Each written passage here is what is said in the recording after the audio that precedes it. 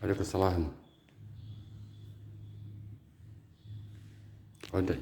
Lanjut. Ya, lanjut.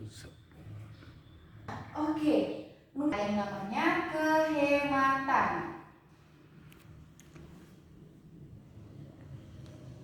kepaduan,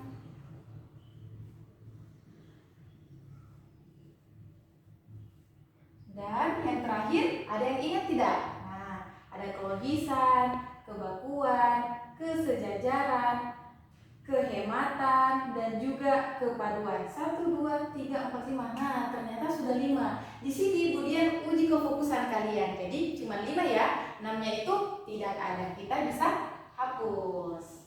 Nah, jadi ingat, kalimat efektif terdiri atas 5 ragam, yakni kelogisan, kebakuan, kesejajaran, kehematan, dan juga kepaduan. Kita langsung saja ke bagian logis ya. Mengenai tentang kelogisan, kelogisan itu berkaitan tentang menentukan subjek dan juga predikat di dalam kalimat tersebut.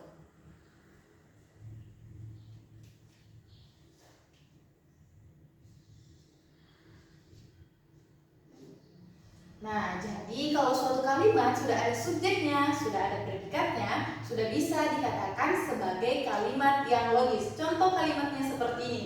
Bu Dian berikan satu contoh benar dan satu contoh yang salah.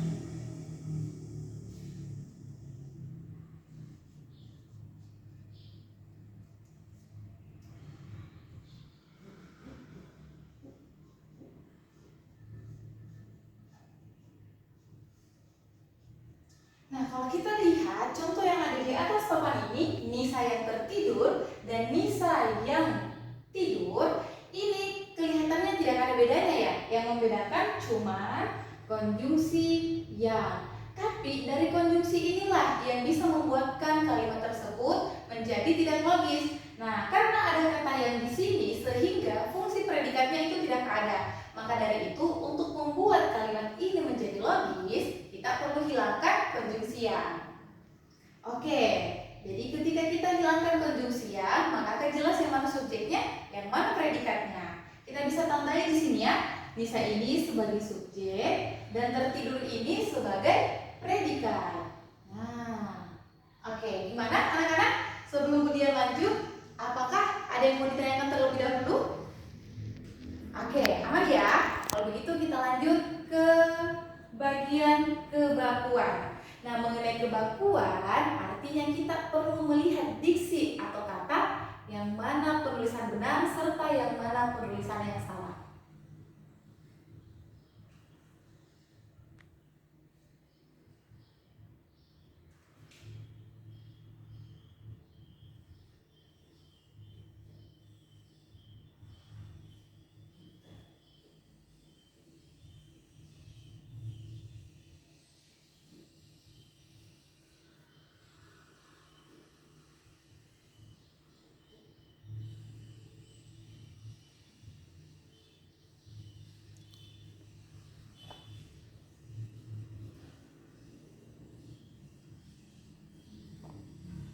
Oke, sekarang coba Bu Dian tanya satu-satu. Penulisan manakah yang baku, kata bis atau kata bus? Kira-kira yang mana yang baku? Bus? Oke, jadi kalau penulisan bus itu kurang baku ya. Penulisan yang baku dia pakai huruf I, jadi bukan bus, melainkan bis. Oke, coba kita langsung eliminasi. Nah, berikutnya, baku yang mana? Sholat atau salat? Nah, umumnya kan kita tahu di dalam masyarakat banyak orang yang menyebutkan kata sholat, S-H-A-L-A-T atau bahkan S-H-O-L-A-T. Nah, itu sebenarnya keliru ya dalam penulisan bahasa Indonesia. Jadi, kata sholat itu memang diambil dari bahasa Arab, tapi sudah dipadankan ke dalam bahasa Indonesia. Jadi huruf so yang awalnya dari bahasa Arab kemudian diserap ke dalam bahasa Indonesia menjadi salat. Jadi kalau pakai H itu kurang tepat. Jadi yang tepat adalah kata salat. Kita bisa langsung coret. Nah, karena Budian mau tanya, penulisan manakah yang baku? Apakah kata Ramadan atau Ramadhan? Dia pakai huruf H atau tidak? Oke, benar sekali. Jadi tidak perlu pakai H ya. Dia juga itu diserat dalam bahasa Arab, kemudian diambil ke dalam bahasa Indonesia. Jadi melebur huruf H-nya menjadi kata Ramadan. Oke? Nah, kita tulis. Oke, jadi inilah materi tentang kebakuan.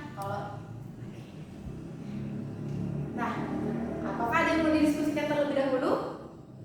Tidak ada ya? Kalau tidak ada, coba kita lanjut lagi ke bagian materi kesejajaran. Namanya saja kesejajaran berarti harus rata ya, sejajar.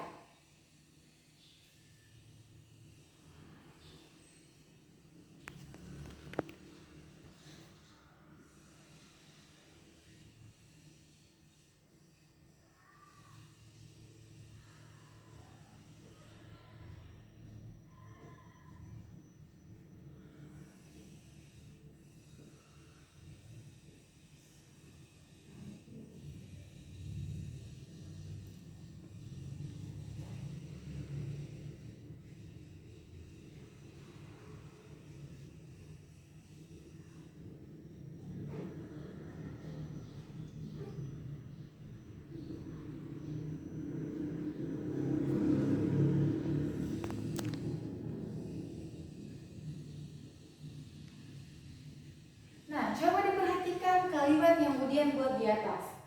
Bunga itu berakar serabut, berbatang kuat, dan memiliki warna yang terang. Jadi kalau Budian tulis warna merah berarti itu bentuk kalimat yang salahnya ya. Kemudian yang biru. Oke, baik. Karena mengingat waktu kita sudah sudah terbatas dan sudah saatnya kita mau pulang. Nah, untuk materi berikutnya silakan dicatat dulu ya. Dan materi berikutnya itu insya Allah kita akan bahas pertemuan berikutnya. Dan untuk PR hari ini Budian bebaskan dari pekerjaan rumah dan materi berikutnya akan kita lanjutkan. Sekian, mohon maaf apabila Budian ada salah kata atau perbuatan yang tak berkenan di hati. Assalamualaikum warahmatullahi wabarakatuh.